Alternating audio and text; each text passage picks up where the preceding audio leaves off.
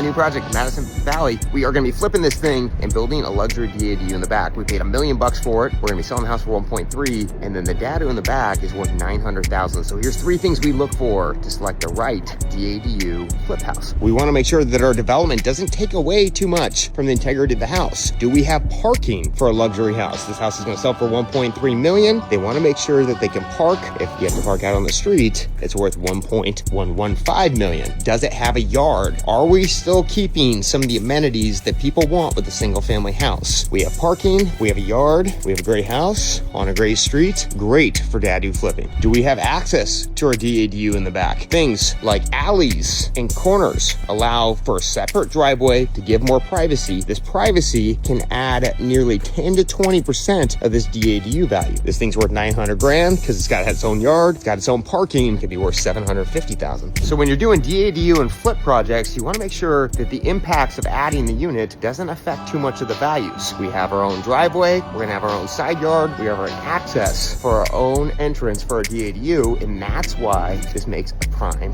DADU site. We want to make sure when we flip this house that we are losing no more than 10 to 15% of the DADU value. So in this property, by the time we're done flipping this house, we're gonna be losing about $90,000, which is 10% of the value of the back DADU.